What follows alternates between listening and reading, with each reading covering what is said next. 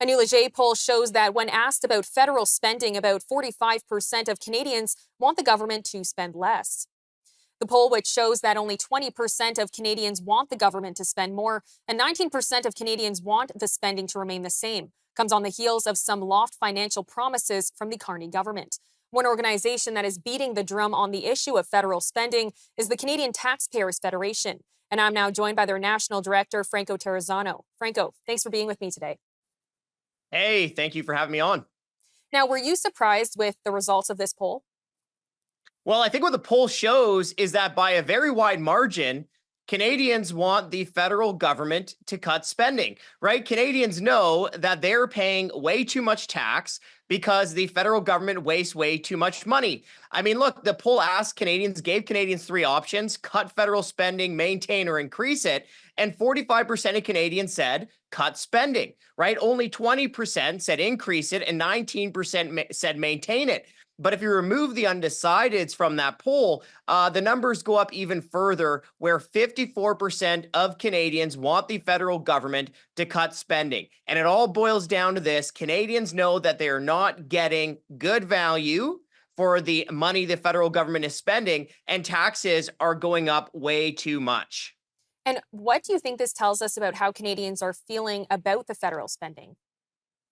Well, it says federal spending has gone up way too much. I mean, look, over the last 5 years, the federal government has increased spending by 26%, even after adjusting for inflation. So spending has gone up way too much. Now, the problem that we're seeing from the early days of the Carney government is this. So during the election, Mr. Carney told Canadians that he would start to rein in spending. However, we just saw the main estimates, right? The government's main spending plan. And while the government is deciding to increase spending up to $488 billion this year, which is an 8.4% increase over last year's spending. So it's still early days, but it looks like Carney is going to continue Trudeau's debt-fueled spending spree.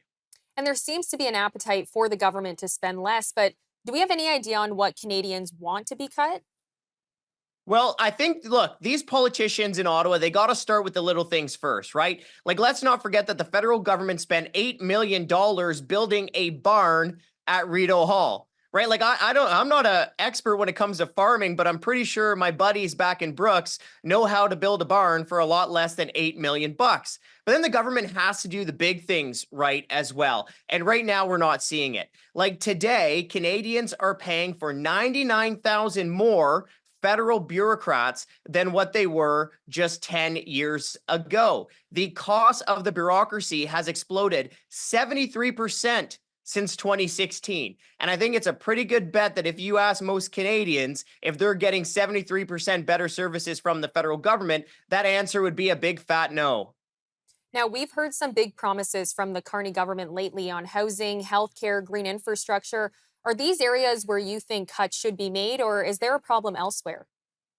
Well, let me just say that, after about a decade of runaway spending, finding savings in every single area of the budget should be like finding water in the ocean, right? But what we really have to see is some prioritization, right? The government just can't go along spending more money on everything forever. If the new government has some new priorities and wants to spend money in one area of the budget, they have to be able to find savings in another area of the budget. Because, look, folks, interest charges on the debt are blowing a $1 billion hole in the budget every single week. It's reckless and it's unsustainable and it's unaffordable for taxpayers.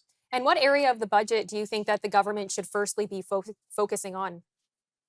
Well, I mentioned the ballooning bureaucracy, right? It's about half of the government's day-to-day spending, and it's a reason that it's become so costly is the bureaucrat hiring spree, where the federal government added 99,000 bureaucrats over the last decade. The cost went up 73%. But here's an area that I think most Canadians are concerned about, and it's debt interest charges. I mentioned that it's already blowing a $1 billion hole in the budget every week, but let me put that further into context, okay? So every dollar you paid in federal sales tax went to pay interest on the debt last year. Or think about it this way: the federal government is now wasting more money on interest charges than what it sends to the provinces in health transfers. And what do you make of the argument that the government has spent more given the economic turmoil caused by the Trump administration and tariffs? Well, look, the federal government is always spending more, right? Even before the pandemic in 2018, the federal government was spending all time highs, even after accounting for inflation and population growth. So, even before the pandemic, the federal government was spending more money in 2018 than what it did during any single year during World War II. Then COVID comes along, and the federal government uses a cloud of a pandemic to go on a debt fueled spending spree. And now you fast forward to today, and it looks like the Carney government is continuing the Trudeau government's debt fueled spending spree. So, look, I mean, we're looking at deficits in the $60 billion, $50 billion range. There comes a time where it's enough is enough. Canadians just can't afford these politicians out of control spending sprees. And what about spending on defense? There is a substantial increase coming, but is that a good use of taxpayers' money? Well, that's a great question, right? And it's a huge amount of money. And as I mentioned before, look, if Mr. Carney is going to announce a massive increase in spending, then Mr. Carney also has to find savings in other areas of the budget, because the government can't keep running up the credit card, making even more payments on interest. Like, that is just unsustainable. And it also goes to the point of why we need a federal budget ASAP, right? Canadians deserve to know the true state of the finances. How much money is the government borrowing? And let me just add one more thought here on these overall targets, right? You hear 2% of GDP. Well, why is it only that it's government which measures success by how much things cost rather than the outcomes they achieve? And how can the government strike a balance between reducing spending and still supporting Canadians who are struggling with affordability? Well, one of the reasons Canadians are struggling so much with affordability is this: the cost of living is up because the cost of government is up, right? The best way for the government to make all areas of life more affordable is just to stop taking so much money in the first place. So if the government actually cuts spending, cuts waste, and is able to cut taxes, all areas of life will become more affordable. And I think this is what the poll shows, right? The poll is very clear. Most Canadians want the federal government to actually cut spending because Canadians are struggling with the cost of living. And Canadians know that they're paying too much tax because the government is wasting too much money. Now, there is the new GST relief that is going to save first time homebuyers up to $240 on their monthly mortgage payments. Do you see that helping Canadians with affordability? Oh, yeah, cutting the GST on homes, I think that's a good first step. And, so is reducing the income tax rate, the lowest income tax rate, by a percentage point. Like, I think those are good first steps.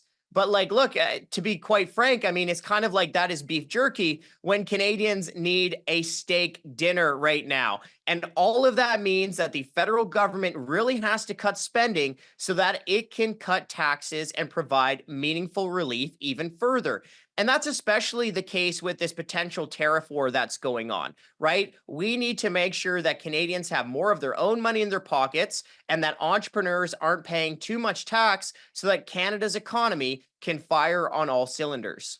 But with this tariff war going on, I mean, what is the answer? How does the government support its workers and continue to help them when right now it seems like the government doesn't really know what to do? Well, let's talk about the economy, right? The two things that our government in Canada can control is how much it taxes and spends, and also its regulatory burden. So, look, I think the federal government has to go on a massive cost saving campaign so that it can cut taxes both for individual workers, but also for Canada's entrepreneurs. And then, look, we also got to figure out how to get things built here in Canada. And that means governments, politicians, the paper pushers in Ottawa, they have to stop putting up roadblocks so that job creators can build major natural resource projects right here in Canada. Franco, thank you so much for the time today. Hey, thank you.